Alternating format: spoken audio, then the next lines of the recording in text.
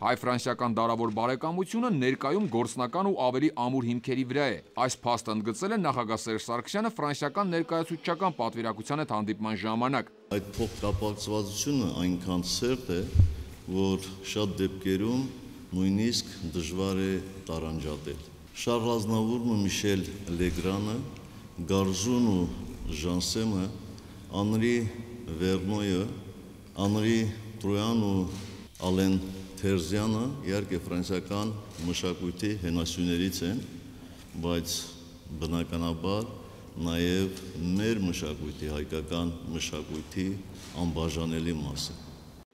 Երկրի ղեկավարը նաև կարևորել է բարձր մակարդակի հաճախակի փոխայցելությունները, որոնցից վերջինն այս տարվա մարտին իր պաշտոնական այցն էր Ֆրանսիա։ Նա գոհունակությամբ է խոսել հայ-ֆրանսիական տնտեսական կապերի ամրապնդման մասին, նշելով, որ այսօր Հայաստանում գործում է ֆրանսիական կապիտալով 120-ից ավելի ընկերություն։ Նախագահը կարևորել է տասնամյակների պատմություն ունեցող ապակենտրոնացված համագործակցությունը։ Եվ եթե մի նախադասությամբ ասել ունեմ, ապա պետք է ասեմ,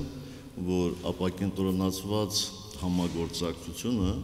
լրացնում է մեր պետությունների, մեր ժողովուրդների միջև եղած հարաբերությունները եւ այն դարձնում է օրինակելի։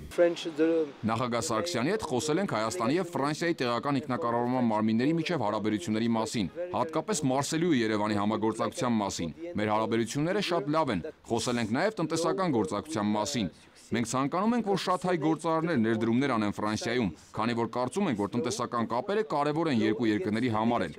Je voulais simplement dire que Իմ գոհունակությունն եմ հայտնում Հայաստանի եւ Ֆրանսիայի տեղական ինքնակառավարման մարմինների միջև համագործակցության վերաբերյալ։ Ապակենտրոնացված համագործակցության մեջ մեծ ներդրում ունի Ֆրանսիայի հայ համայնքը, հատկապես ուզում եմ ընդգծել հայկական ծագմամբ ֆրանսիացիների դերը։ Շատերը նրանցից տեղական падգամավորներ են, քաղաքապետներ, փոխքաղաքապետներ, որոնք շատ մեծ դեր են խաղում մեր համայնքների առօրյա գործունեության մեջ։ Կարևորեցինք նաև, որ Հայաստանը շարունակի իր ջանքերը ներդնել ապակենտրոնացված համագործակցության եւ տեղական ինքնակառավարման մարմինների զարգացման գործում, եւ որ տեղական ինքնակառավարումը կարևոր նշանակություն ունի ժողովրդավարության ու տնտեսության զարգացման համար։